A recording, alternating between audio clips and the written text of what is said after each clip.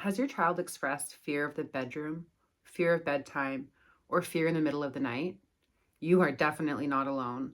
It's really common for children to go through periods where they're extremely nervous, worried, or even downright fearful of the bedroom that they're so used to sleeping in. What can we do about this? My name's Bridget, and since 2015, I've been helping families with their sleep.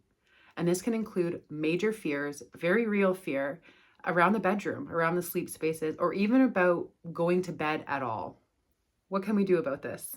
Avoid making any big changes to where your little one sleeps. So maybe they've always slept in this particular room and now they're suddenly afraid of it. Or maybe you've moved and there's a new space for them to sleep in, but they're afraid of it. Either way, wherever you intend for them to sleep is where we should begin. We don't want to be switching around bedrooms and letting them sleep here, there, everywhere if we're hoping to really set good sleep hygiene and have boundaries around bedtime. And I would argue that it actually feels more safe and reassuring for a child when they do have a steady place to rest their head every night instead of being unsure about where they're supposed to be and what options exist for them. So you're in the driver's seat. You decide where they're sleeping, when is bedtime, who's putting them to bed.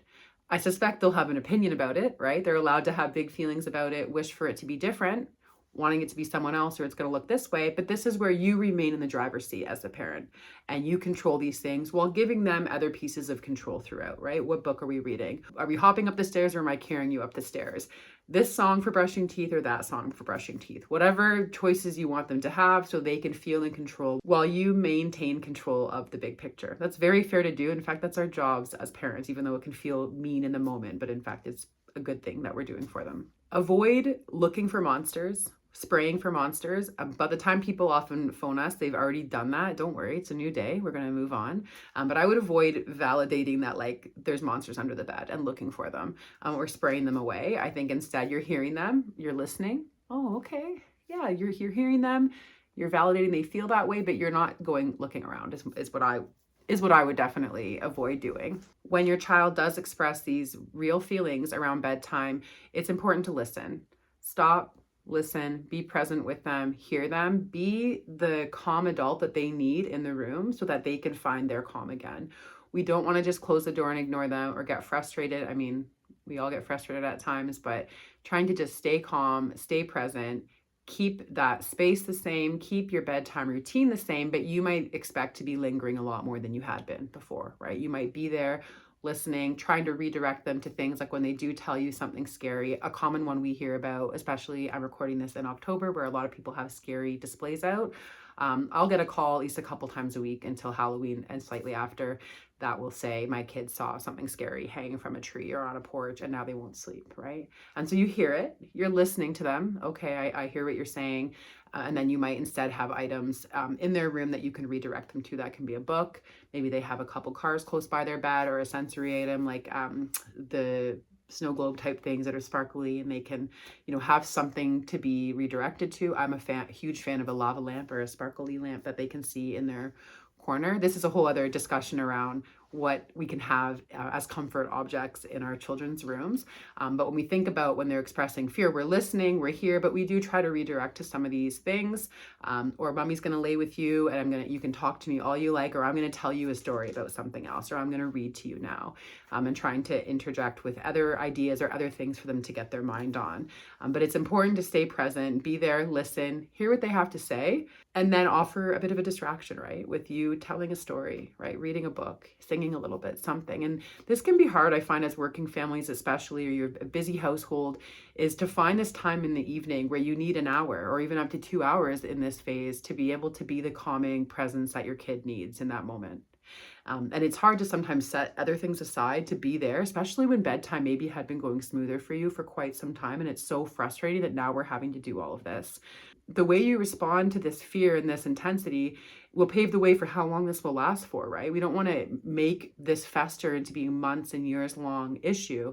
Instead, right away, we're here, we're listening, we're validating what you're saying, and we're going to help ease you into something else to help get your mind off of it. And it might not work that first couple nights, but it just takes some time, like many sleep changes, as you probably know well by now.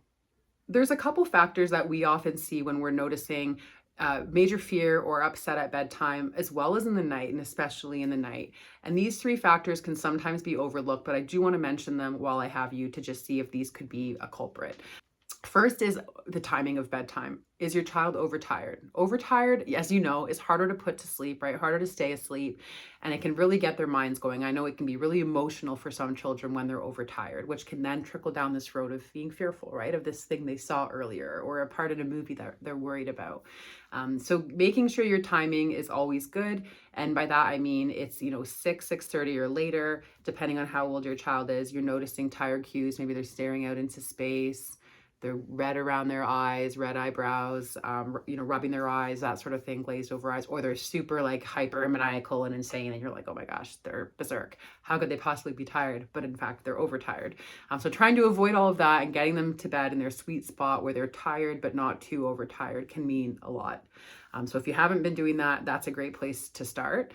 The other two pieces of the puzzle can be screen time. And I'm not a household where I'm like, no screens here. We're very screen friendly. So I don't want you to think I'm coming down in a way like that. But if you notice that your little ones are on screens right before bedtime, especially iPads close to the face, depending on whatever, what content they're on, that could be an opportunity as well to take that away and swap it out. Maybe that's for after daycare or after school. And instead in the evening, you have different things going on that are not revolved around a screen. Maybe there's some music.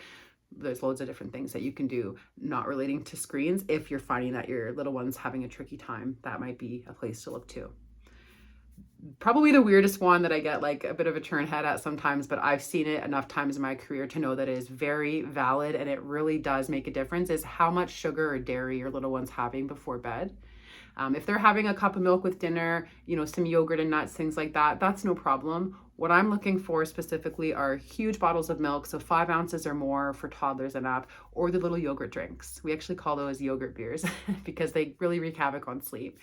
So loads of the yogurt beers, or having really sugary processed food before bed. Are they waking up later in the night out of sorts? Is it diet related, right? And this is where we can go down many roads of, is it a sleep issue or is it something else? So when it comes to fear of the bedroom, the simple thing we can do is keep the space you want them in consistent, the routine consistent, maintain control of how bedtime looks. Even if in the moment you don't feel so in control, let them have little things they can decide on while you maintain the control of the whole routine itself, right? And how bedtime looks. They're allowed to have their big feelings, and when they do, you're there to listen, you're hearing it. But it's not going to change our outcome here just because there's feelings about it. You're in that moment. Your job is just to help them co-regulate. Stay calm, stay present, be available for them, but still, it's okay to have these boundaries in place. We have lots of resources listed below for you on this very topic. Fear is really common. You're not alone. We can certainly help you if you do find that you need a little more assistance. You can book us anytime at betterbedtime.ca, but please check out our resources below and let me know if you have any questions. Sleep well.